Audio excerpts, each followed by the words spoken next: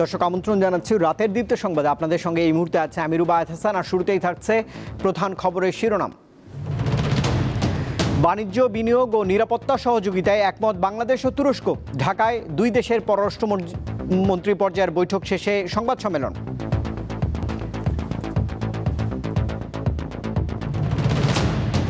বিশ্ব পরিবেশ দিবসে শব্দ দূষণের প্রতিকার চাইলেন রাজধানীবাসী। প্রকৃতিতে ফিরতে পারে এল নিনো, প্রভাব পড়বে বাংলাদেশেও, বিশেষজ্ঞদের মত। হযরত শাহজালাল আন্তর্জাতিক বিমানবন্দরকে আমরা নীরব বলে ঘোষণা করেছি। আজ থেকে সেখানে ডিআইজি ট্রাফিকের যিনি প্রধান আছেন উনি অ্যাকশনে চলে যাবেন। আমরা সেটাকে নিয়ন্ত্রণে রাখার চেষ্টা করব। লালমনিরহাট সহ ৩ জেলায় সীমান্ত এলাকা দিয়ে অন্তত ৬০ জনকে পুশিনের চেষ্টা বিএসএফের। বিজিবির কঠোর পদক্ষেপে শূন্যরেখায় অবস্থান।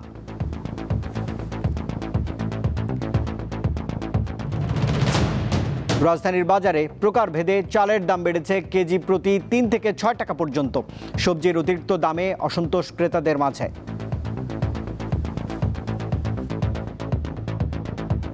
১ কেজি চাউলে ৫ টাকা ৬ টাকা বাড়াই দিল, এটা দেখার মতো কেউ নেই। এখন একটু বাজার বেশি, ৫০ থেকে ৬০-এর উপরে কোনো সবজি নেই।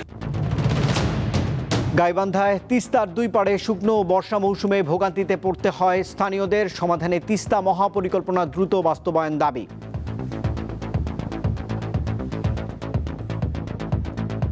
বুঝার পর থেকে শুনি খনন করার কথা, অসময় ভারতবাসী পানি ছাড়ি দেয়। এপার ভাঙ্গে ওপার যায়, ওপার ভাঙ্গে এপার থেকে। যদি খনন হলে অবশ্যই রাস্তাঘাট হবে, সব দিক দিয়ে ভালো হবে। নারী সাফ চ্যাম্পিয়নশিপের ফাইনাল শনিবার সন্ধ্যায়। ১০ বছর পর বাংলাদেশের মুখোমুখি হচ্ছে ভারত। হ্যাট্রিক শিরোপার হাতছানি সফরকারীদের সামনে। ফাইনাল ম্যাচে যে আমরা যেন দেশবাসীকে কিছু দিতে পারি বা আমাদের খেলাটাও যেন দেখাতে পারি, তো আমাদের সর্বোচ্চ চেষ্টা দিয়ে আমরা ফাইট করব।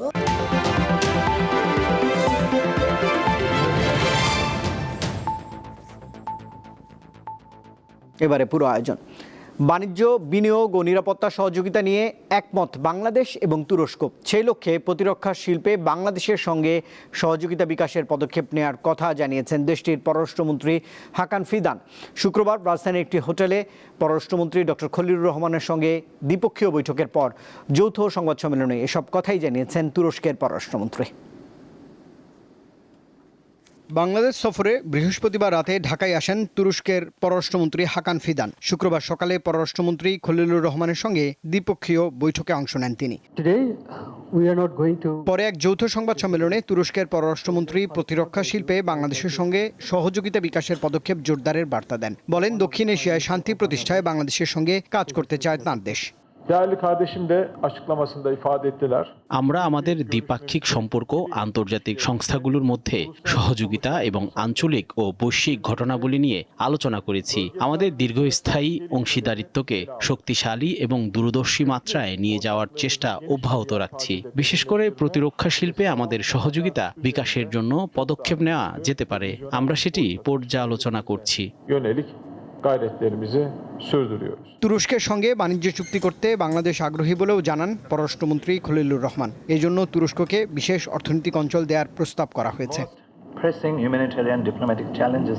আমরা তুরস্ককে বাংলাদেশের বিশেষায়িত অর্থনৈতিক অঞ্চলে বড় পরিসরে বিনিয়োগের আহ্বান জানিয়েছি।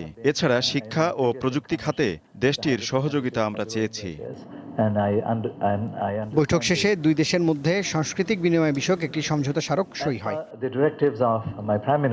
রুবায়েত হাসান, দীপ্ত সংবাদ, ঢাকা। শব্দ দূষণ ঢাকাবাসীর জন্য দিন দিন এক ভয়াবহ ঘাতক হয়ে উঠেছে, যা থেকে হাইপারটেনশন, হৃদরোগ, মাথা ব্যথা, স্মরণশক্তির হ্রাস, স্নায়ুর সমস্যা এবং মানসিক চাপ তৈরি হতে পারে। বিশ্ব পরিবেশ দিবসে এই সমস্যার নানা দিক তুলে ধরে প্রতিকার চাইলেন সমাজের বিভিন্ন শ্রেণী পেশার মানুষ। সিটি কর্পোরেশন থেকে আশ্বাস দেওয়া হয় ঢাকায় শব্দ দূষণ রোধে কৃত্রিম বুদ্ধিমত্তা ব্যবহারের।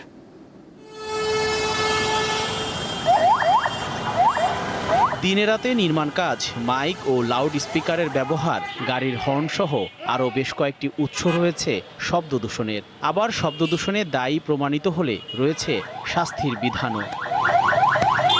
হর্ন বাজাচ্ছে, এটাতে এমনিও আমাদের হচ্ছে পরিবেশের জন্য হচ্ছে সমস্যা, আর এমনিও হচ্ছে আমাদের হচ্ছে সাউন্ডের জন্য আমাদের ভোকাল করে হচ্ছে সেই লেভেলের হচ্ছে প্রবলেম হয়। হর্নটা বাজালে সাধারণ মানুষের সমস্যা, এমনকি বাচ্চাদের যারা আছে তাদেরও সমস্যা হয়। অবশ্যই ক্ষতি আছে, কারোর সমস্যা না, বধির হয়ে যাবে।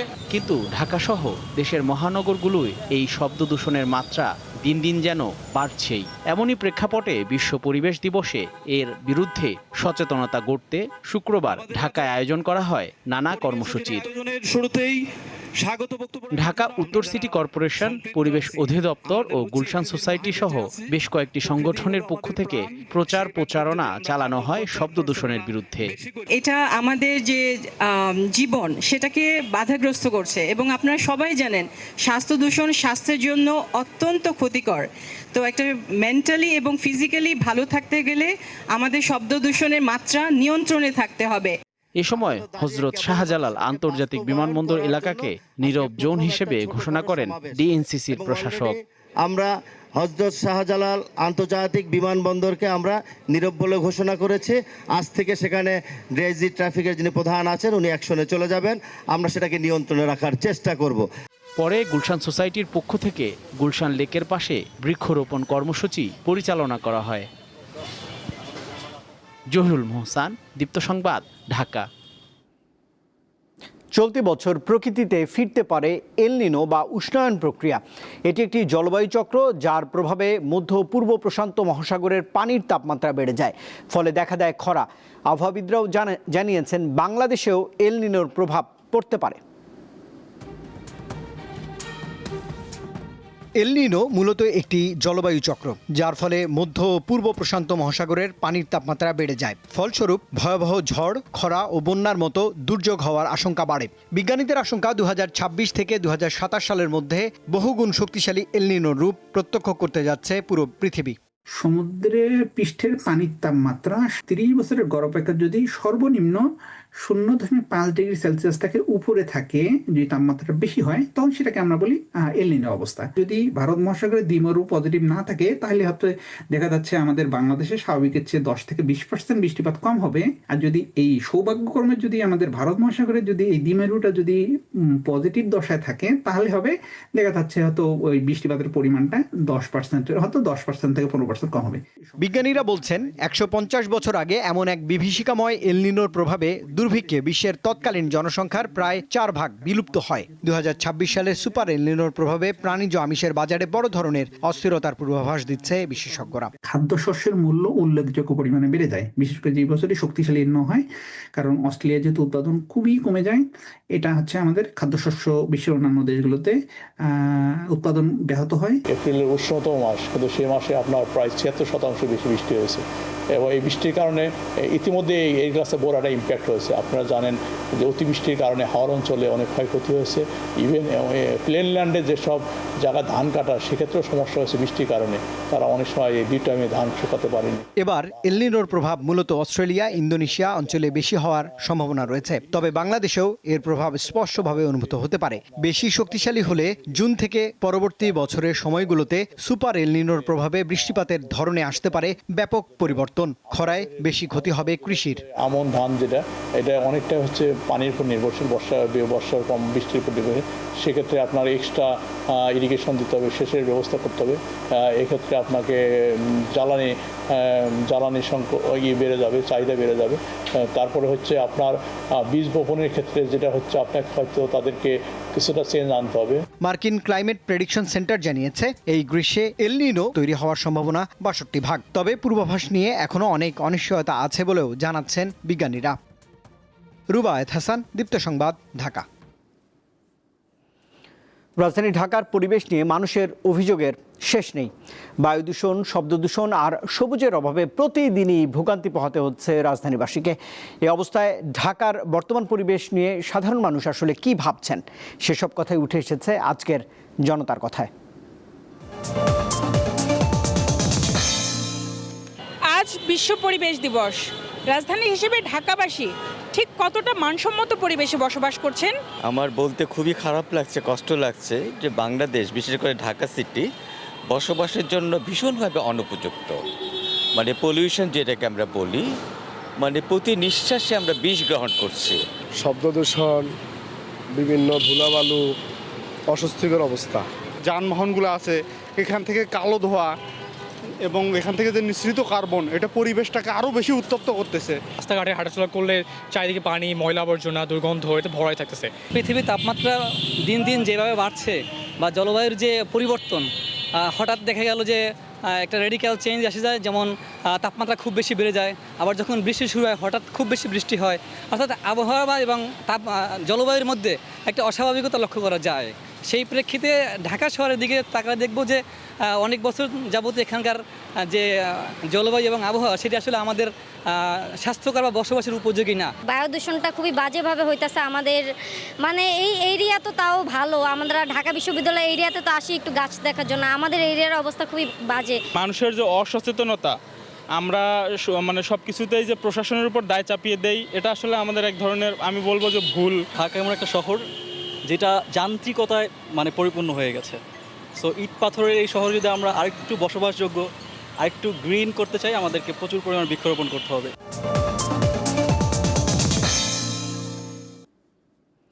গত কয়েকদিন ধরেই তাপপ্রবাহ চলছে দেশ জুড়ে, আর এই অতিরিক্ত গরমের ফলে হিট স্ট্রোক সহ পানিবাহিত নানা রোগ দেখা দিচ্ছে। হিট স্ট্রোক কি অন্যান্য স্ট্রোকের মতো? এমন সময় কি ধরনের সতর্কতা অবলম্বন করা প্রয়োজন, চলুন জেনে আসি। প্রখর রোদ আর তীব্র গরমে নাভিশ্বাস অবস্থা দেশ জুড়ে, জনজীবনে নেমে এসেছে অস্বস্তি। আবহাওয়া অধিদপ্তর বলছে এমন অবস্থা চলবে আরও কয়েকদিন। এই পরিস্থিতিতে মানুষ আক্রান্ত হচ্ছে হিট স্ট্রোকে। কি এই হিট স্ট্রোক, কেন হয়, কাদের হয়, আর এর প্রতিকারী বা কী? চলুন জেনে নেই চিকিৎসক কি বলছেন। মানুষের বডির যে কোর টেম্পারেচার, অর্থাৎ ইন্টারনাল যে temperature, normally average 37 degree Celsius অথবা 98.6 ডিগ্রি ফারেনহাইট থাকে। বাইরের টেম্পারেচার যখন অতিরিক্ত হয়ে যায় তখন এই রেগুলেশন সিস্টেমটা ফেল করে, তখন বডি টেম্পারেচার, ইন্টারনাল যে কোর টেম্পারেচার, সেটা 40 ডিগ্রি সেলসিয়াস অথবা 104 ডিগ্রি ফারেনহাইটের বেশি হয়ে গেলে তখন এটাকে আমরা হিট স্ট্রোক বলি। তিনি জানান, সাধারণত যারা সরাসরি রোদের সংস্পর্শে আসেন তাদের হিট স্ট্রোক হওয়ার আশঙ্কা বেশি। এমন হলে শরীর অবশ, লাল লাল অ্যালার্জি, মাথা ব্যথা, বমিসহ নানান উপসর্গ দেখা দিতে পারে, এমনকি হতে পারে মৃত্যুও। তবে হিট স্ট্রোক আর স্ট্রোক দুটো আলাদা বিষয়। এই শব্দটা এক শব্দ, আর স্ট্রোক যেটা, সেটা হচ্ছে ব্রেইনের স্ট্রোক। সেটা ব্রেইন স্ট্রোক দুটো আলাদা শব্দ। হিট স্ট্রোকে পেশেন্ট কনফিউজড হয়ে যায়, পেশেন্ট ইলেকট্রোলাইট ইমব্যালেন্স ডেভেলপ করতে পারে, ইলেকট্রোলাইট ইমব্যালেন্স থেকে কনফিউশন হতে পারে, খিঁচুনি হতে পারে, বমি হতে পারে, এদের হার্ট রেট অনেক বেড়ে যায়, তারপরে আপনার শ্বাসকষ্ট হতে পারে, এমনকি অজ্ঞানও হয়ে যেতে পারে। বিরূপ প্রকৃতির সাথে লড়াই করে বেঁচে থাকাটাই এখন বড় চ্যালেঞ্জ। তাই তো হিট স্ট্রোকের মতো বড় বিপর্যয় এড়াতে বেশি বেশি পানি পান করা এবং একটানা রোদে কাজ না করার পরামর্শ দিয়েছেন চিকিৎসকরা। তবে পানি ও বিভিন্ন শরবত পানের ক্ষেত্রে যথেষ্ট সাবধান হওয়া উচিত বলে মত চিকিৎসকদের, কারণ এই গরমে পানিবাহিত রোগও বেড়ে যায়। পেশেন্টটাকে অতি দ্রুত ছায়ায় নিয়ে যেতে হবে। লাবণী গুহ, দীপ্ত সংবাদ, ঢাকা। লালমনিরহাট সীমান্তের 3টি আলাদা পয়েন্ট দিয়ে একযোগে অন্তত 33 জন বাংলাদেশে পুশিনের চেষ্টা করেছে ভারতের সীমান্তরক্ষী বাহিনী বিএসএফ। তবে সীমান্তে টহলরত বর্ডার গার্ড বাংলাদেশ বিজিবির সদস্যরা তাৎক্ষণিক ব্যবস্থা নিয়ে তাদের বাংলাদেশে প্রবেশে বাধা দিয়েছে।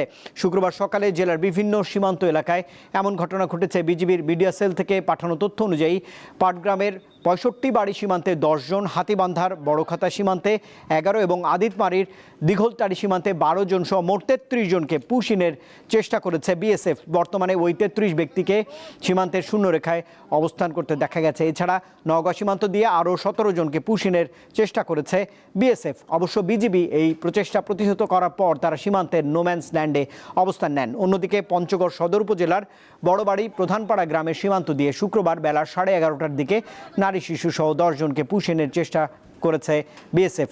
সেই চেষ্টাও রুখে দেয় বর্ডার গার্ড বাংলাদেশ। যে কোনো ধরনের পুশিন ঠেকাতে সতর্ক অবস্থানে থাকার কথা জানানো হয়েছে বিজিবির পক্ষ থেকে।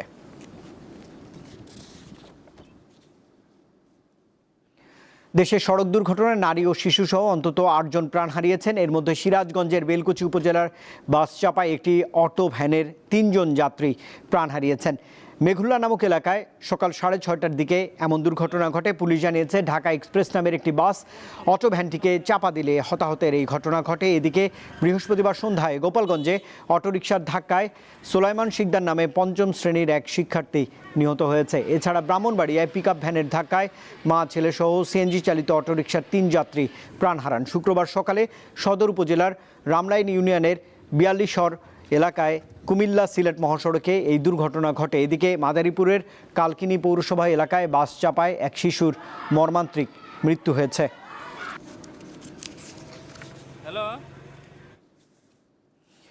রাজধানীর বাজারে ধীরে ধীরে বাড়ছে চালের দাম। বিভিন্ন প্রকারের চালের দাম কেজি প্রতি বেড়েছে অন্তত 3 থেকে 6 টাকা পর্যন্ত। সবজির দাম নিয়ে অভিযোগ রয়েছে ক্রেতাদের। বেশিরভাগ সবজির দাম ছুঁয়েছে প্রায় 80 টাকা। কথায় আছে মাছে ভাতে বাঙালি, কিন্তু মাছ তো দূরের কথা, ভাতের যোগান দিতেই হিমশিম অবস্থা নিম্ন ও মধ্যবিত্তের।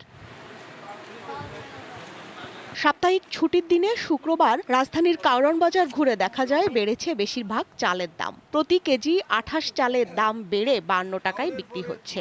একইভাবে নাজিরশাইল ও মিনিকেট মানভেদে বিক্রি হচ্ছে 80 থেকে 90 টাকায়। 1 কেজি চাউলে 5 টাকা 6 টাকা বাড়াই দিল, এটা দেখার মতো কেউ নেই। আর একটু কম লেগে তো গরিবের পক্ষে ভালো হইতো। এখন শুনতেছি আপনার দাম বাড়বে, গাড়ি পায় নাই খাইছে। এক দোকানে 90 টাকা, মানে এইভাবে ভেরিয়েশন হচ্ছে চালের দাম। মৌসুমের সব ধরনের সবজির দামও চড়া। পটল, ঢেঁড়স, বরবটি, ঝিঙ্গে কিংবা ধুন্দল, বেশিরভাগ সবজি বিক্রি হচ্ছে 60 থেকে 70 টাকায়। সেঞ্চুরির পথেও রয়েছে 2-1টির দাম। এখন একটু বাজার বেশি, 50 থেকে 60-এর উপরে কোনো সবজি নেই। পটল হলো 60 টাকা 50 টাকা, পেঁপে হলো 60-70 এরকম। দাম নিলে তো আরো বেশি গরম লেগে গেছে। এখনো পর্যন্ত স্থিতিশীল রয়েছে আলু পেঁয়াজের মূল্য। পেঁয়াজ এখন বর্তমানে 40-45 টাকা করে, আর দেশি রসুন হচ্ছে যে 100 টাকা, খোলাটা 80 টাকা। এখন মনে হচ্ছে একটু সহনীয় পর্যায়ে আছে। ঈদ পরবর্তী সময়ে মাছের বাজারে সরবরাহ ভালো, তবে দাম নিয়ে রয়েছে মিশ্র প্রতিক্রিয়া। সবচেয়ে বেশি মাছের দাম মোটামুটি কমে আছে, তুলনামূলক স্বাভাবিক আছে। মাংসের মধ্যে গরু 800 এবং খাসি প্রতি কেজি 1250 টাকায় বিক্রি হচ্ছে। স্বস্তিকা সিংহ, দীপ্ত সংবাদ, ঢাকা।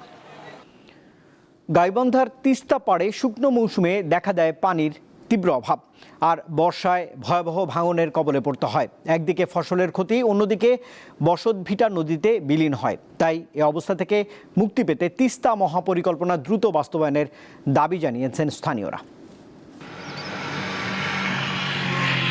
গাইবান্ধার সুন্দরগঞ্জ উপজেলা দিয়ে তিস্তা নদী বয়ে গেছে। নদীর অববাহিকায় গড়ে ওঠা চরাঞ্চলে প্রায় 9,500 হেক্টর জমিতে বিভিন্ন ফসল চাষাবাদ হয়। এর মধ্যে ভুট্টা, মরিচ, কুমড়া, বাদাম, গম, তিসি, সূর্যমুখী ও পাট অন্যতম। নদীর নাব্যতা সংকটে ফসল ফলাতে কৃষকদের যেন কষ্টের শেষ নেই। উপজেলার তারাপুর, বেলকা, হরিপুর, চণ্ডীপুর, শ্রীপুর ও কাপাসিয়া ইউনিয়নের কৃষকদের প্রায়ই বেকায়দায় পড়তে হয়। এই নদীর পানি আমাদেরকে এত অবহেলিত করছে, প্রতিবার 2বার 3বার ভাঙ্গা দিতে হয়। এপার ভাঙ্গে ওপার যায়, ওপার ভাঙ্গে এপার থেকে, এরকম ভাবে আমাদের জনজীবন খুব দুর্ভোগের। আমাদের বুঝ হওয়ার পর থেকে শুনি খনন করার কথা, অসময় ভারতবাসী পানি ছাড়ি দেয়, আমাদের ফসল নষ্ট হয়ে যায়। এবারে অনেক ফসল নষ্ট হয়েছে। এলে আমরা চাই অতি তাড়াতাড়ি নদী খনন হোক, আমাদের কাজগুলো ভালো হোক। নদী খনন হলে অবশ্যই রাস্তাঘাট হবে, সব দিক দিয়ে ভালো হবে, যাতায়াত সুবিধা হবে, যানবাহন চলবে, রাস্তাঘাট হবে, সব সাইডে ভালো হবে। তিস্তা মহাপরিকল্পনা বাস্তবায়নের মাধ্যমে নদীর পানি বন্টনের ন্যায্য হিস্সা চান তারা। এজন্য অনেক আগে থেকেই আন্দোলন সংগ্রাম করে আসছে ওই এলাকার মানুষ। পানি হঠাৎ আসলে যে আমাদের যে শস্য আছে সেগুলো তলিয়ে যায়, মানুষের ঘরবাড়িগুলো একদম বিলীন হয়ে যায়। এ কারণে আমরা চেয়েছি যে তিস্তাকে বৈষম্য মুক্ত করা হোক, আমাদের পানির যে ন্যায্য হিসেবে সেটা যেন আমরা পাই। তিস্তা মহাপরিকল্পনা বাস্তবায়ন হলে গাইবান্ধা, নীলফামারী, রংপুর, লালমনিরহাট ও কুড়িগ্রাম সহ উত্তরের কৃষিতে বিপ্লব ঘটবে বলে আশা স্থানীয়দের। কামরুন নাহার, দীপ্ত, বার্তা কক্ষ। রাজবাড়ীর পাংশার হাবাসপুর পয়েন্টে নির্মিত হচ্ছে পদ্মা ব্যারেজ। এই প্রকল্পের সুফল মিলতে পারে দেশের 4টি বিভাগের 19টি জেলার 120 উপজেলায়। ব্যারেজে থাকবে 18 মিটার প্রস্থের 78টি স্পিলওয়ে গেট এবং 18টি আন্ডার স্লুইস গেট। পদ্মাপাড়ে মানুষের দীর্ঘদিনের লালিত স্বপ্ন অবশেষে পূরণ হতে চলেছে। রাজবাড়ীর পাংশা উপজেলার হাবাসপুর পয়েন্টে নির্মিত হতে যাচ্ছে 2.1 kilometre Padma barrage. Padma barrage বিশেষ করে কৃষকদের জন্য। এই কৃষক যদি বাঁচবে দেশ। চর অঞ্চলের মানুষের পানি সংকট, বিভিন্ন সমস্যার সম্মুখীন হয়। এই পদ্মা ব্যারেজ যদি এই হাবাসপুর চর অঞ্চলের উপর দিয়ে হয় তাহলে পানি সংকট আমাদের দূর হবে। পানি আটকে রেখে আমরা সময় মতো পানি সেচ প্রকল্পের মাধ্যমে আমরা পানি নিতে পারবো। গঙ্গা ব্যারেজ থেকে পানি ছাড়লে আমরা পানি পাই, পানি না ছাড়লে পানি পাই না। তাতে কি হয়, এই এলাকার কৃষক পানির অভাবে কৃষি চাষ করতে পারে না।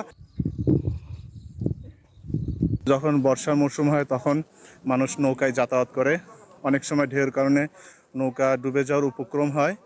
আর শুকনার মৌসুমে মাঝখানে 5 কিলোমিটার হচ্ছে চর জাগার কারণে যারা দরিদ্র মানুষ তারা হেঁটে যায় অনেক কষ্ট করে, আর যারা ধনী মানুষ তারা হচ্ছে ঘোড়ার গাড়িতে যায়। এটাও খুব কষ্টসাধ্য ব্যাপার।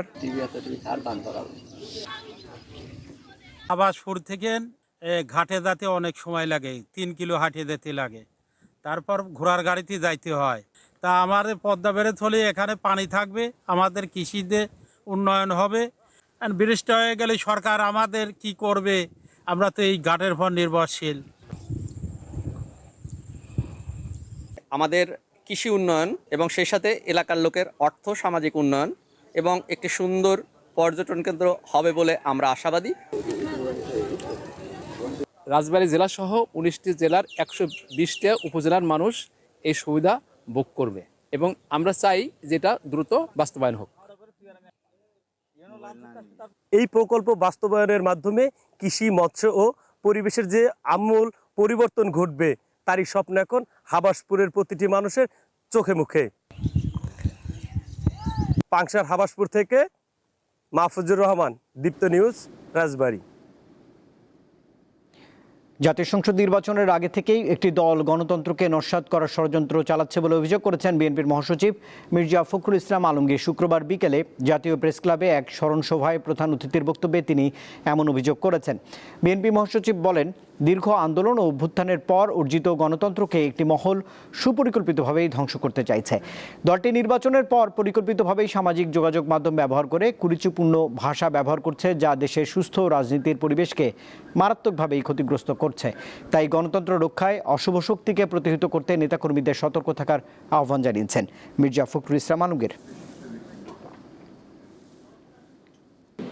আমাদের কিছু কিছু মহল যারা নির্বাচনের আগে থেকে জুলাই 24-এর পর থেকে কিছুদিন পর থেকেই এমনভাবে তারা বিভিন্নভাবে চক্রান্ত করছেন যাতে করে গণতন্ত্র এখানে না থাকে।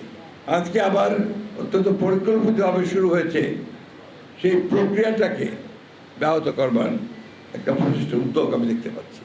এই শক্তি যেন মাথা তুলে উঠে দাঁড়াতে না পারে তার জন্য সকল গণতান্ত্রিক শক্তি এক হওয়া উচিত বলে আমি মনে করি।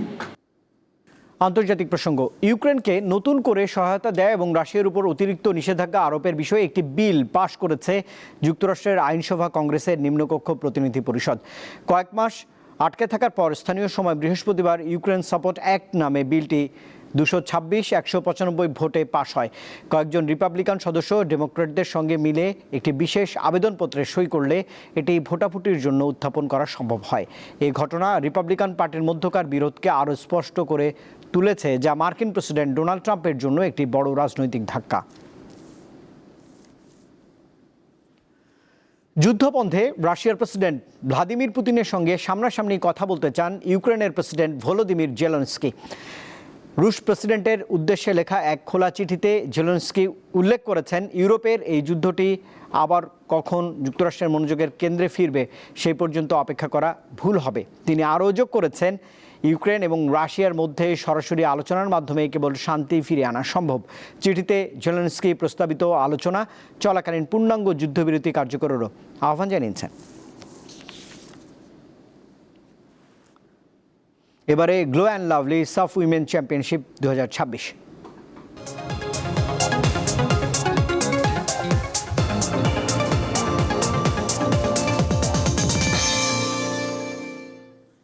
10 বছর পর নারী সাফ চ্যাম্পিয়নশিপের ফাইনালে বাংলাদেশের মুখোমুখি হচ্ছে ভারত। স্বাগতিকদের শিরোপা পুনরুদ্ধারের লক্ষ্যের বিপরীতে বাংলার মেয়েদের মিশন হ্যাট্রিক শিরোপা ঘরে তোলা। কোনো স্নায়ু চাপে ভুগছে না অতিথি দলটি, সেরাটা দিয়েই ট্রফি হাতে দেশে ফিরতে চায় মারিয়া মান্দারা। আগামীকাল বাংলাদেশ সময় সন্ধ্যা 7টায় শুরু হবে দুই দলের মহারণ। ভারত থেকে আরও জানাচ্ছেন সহকর্মী মোহাম্মদ হাসিব। এক মাকে হারিয়েছেন কদিন হলো। দেশ মাতৃকা দায়বদ্ধতার কারণে শেষবারের মতো দেখা হয়নি মাকে। বুকে পাথর বেঁধে এবার বাংলাদেশকে আরেকটি সম্মান উপহার দেওয়ার লক্ষ্যে অনুশীলনে শিউলি আজিম। মিশন সাফের হ্যাট্রিক শিরোপা জয়। কাজটা অতটা সহজ নয় তা জানা পুরো দলের, তাই বলে তো হাল ছেড়ে দেওয়া যায় না। ভারতের গোয়া রাজ্যে তপ্ত রোদে নিজেদের সেরাটা নিংড়ে খেলার প্রতিজ্ঞা মারিয়া মান্দা, আনিকা, ঋতুপর্ণাদের। আনিকা, ঋতুপর্ণার পাশাপাশি পুরো দলের সবাই সমান, কোনো বিশেষ কেউ নেই। দল হিসেবেই খেলতে চায় মেয়েরা। ম্যাচের 90 মিনিটের প্রতিটা মুহূর্ত কাজে লাগাতে হবে, এটাই আসল বিষয়। গ্রুপ পর্বে 2 ম্যাচ আর সেমিফাইনাল 3 ম্যাচে করা ভুলগুলো শুধরে নেওয়ার শেষ সুযোগ বাংলার নারীদের। বলিম অ্যাথলেটিক স্টেডিয়ামে তাই ভোরবেলায় ঘাম ঝরানো অনুশীলনটা করে নিয়েছে পিটার বাটলার শিষ্যরা। সুযোগ পেয়েছি আবার, বিগত দিনে আমরা 2টা সাব জিতেছি, তো তৃতীয়বারের মতো আবার সুযোগ এসেছে। তো সবসময় তো অনেকের সুযোগ থাকে না, তো আসলে এই সুযোগটা পেয়েছি, এটা কাজে লাগানোর জন্যই আমরা সর্বোচ্চ চেষ্টা করে এসেছি, পরিশ্রম করে এসেছি। তো অবশ্যই ফাইনাল ম্যাচে যে আমরা যেন দেশবাসীকে কিছু দিতে পারি বা আমাদের খেলাটাও যেন দেখাতে পারি, তো আমাদের সর্বোচ্চ চেষ্টা দিয়ে আমরা ফাইট করব। প্রতিপক্ষ ভারতও যাচ্ছে হারানো শিরোপা ফিরে পেতে। সেমিতে ঘুরে দাঁড়ানো বাংলাদেশের বিপক্ষে এবার অন্তত সহজ ম্যাচ হবে না, তা ভালো করে জানা তাদের। সবশেষ 2019 সালে নিজেদের 5ম ট্রফি জিতেছিল তারা। এরপরে টানা 2বার বাংলার মেয়েদের শিরোপা উৎসব তাদের দেখতে হয়েছে গ্যালারিতে বসে। বাংলাদেশ দল নিয়ে আমাদের পুরো ধারণা আছে, সেভাবে প্রস্তুতি নিয়েছি। দক্ষিণ এশিয়ায় সেরা হওয়ার লক্ষ্যে জয়ের বিকল্প কিছু ভাবছি না। 2022 এবং 24 সালে সাফের গ্রুপ পর্বে ম্যাচে ভারতকে টপকে সেমিতে জায়গা করে নিয়েছিল বাংলাদেশ। এবার ভিন্ন মঞ্চে আরেকবার দক্ষিণ এশিয়ার রানী হওয়া শ্রেষ্ঠত্ব প্রমাণের সুযোগ লাল সবুজ কন্যাদের। হেঁটে চলা এই পথের শেষ হাসিটা হাসবে কে, কার হাতে উঠবে সাফের 8ম আসরের শিরোপা? বাংলার মেয়েরা কি পারবে স্বপ্নের হ্যাট্রিক মিশনের শেষটা রাঙাতে, নাকি ভারতের কন্যারা পুনরুদ্ধার করবে সে ট্রফি? তার উত্তর মিলবে জওহরলাল নেহরুর ফতোদা স্টেডিয়ামে। মোহাম্মদ হাসিব, দীপ্ত স্পোর্টস, গোয়া, ভারত। দর্শক, এই খবরের সঙ্গে শেষ করছি দীপ্ত সংবাদ। শেষ করার আগে প্রধান খবরের শিরোনাম জানাবো আরেকবার। বাণিজ্য, বিনিয়োগ ও নিরাপত্তা সহযোগিতায় একমত বাংলাদেশ ও তুরস্ক। ঢাকায় 2 দেশের পররাষ্ট্র পর্যায়ের বৈঠক শেষে সংবাদ সম্মেলন।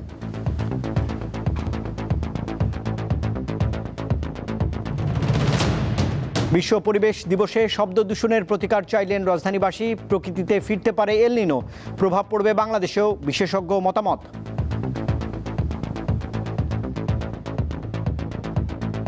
হযরত শাহজালাল আন্তর্জাতিক বিমানবন্দরকে আমরা নীরব বলে ঘোষণা করেছি। আজ থেকে সেখানে ডিআইজি ট্রাফিকের যিনি প্রধান আছেন উনি অ্যাকশনে চলে যাবেন। আমরা সেটাকে নিয়ন্ত্রণে রাখার চেষ্টা করব।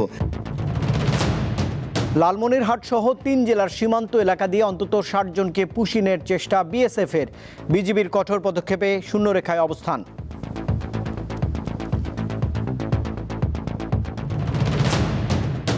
রাজধানীর বাজারে প্রকারভেদে চালের দাম বেড়েছে। কেজি প্রতি 3 থেকে 6 টাকা পর্যন্ত। সবজির অতিরিক্ত দামে অসন্তোষ ক্রেতাদের মাঝে।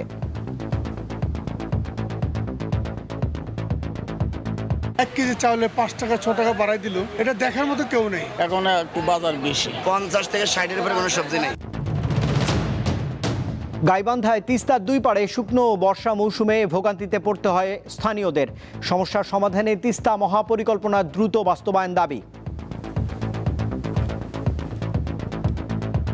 হওয়ার পর থেকে শুনি খনন করার কথা, অসময়ে ভারতবাসী পানি ছাড়ি দেয়। এপার ভাঙ্গে ওপার যায়, ওপার ভাঙ্গে এপার থেকে। নদী খনন হলে অবশ্যই রাস্তাঘাট হবে, সব দিক দিয়ে ভালো হবে। নারী সাফ চ্যাম্পিয়নশিপের ফাইনাল শনিবার সন্ধ্যায়। 10 বছর পর বাংলাদেশের মুখোমুখি হচ্ছে ভারত। হ্যাট্রিক শিরোপার হাতছানি সফরকারীদের সামনে। ফাইনাল ম্যাচে যে আমরা যেন দেশবাসীকে কিছু দিতে পারি বা আমাদের খেলাটাও যেন দেখাতে পারি, তো আমাদের সর্বোচ্চ চেষ্টা দিয়ে আমরা ফাইট করব। আর দর্শক, এই ছিল এখনকার মতো। এতক্ষণ সঙ্গে থাকবার জন্য ধন্যবাদ সবাইকে। আরও তথ্য বিনোদনের জন্য আপনি যুক্ত থাকতে পারেন দীপ্ত টেলিভিশনের ডিজিটাল প্ল্যাটফর্মগুলোতে। শুভরাত্রি।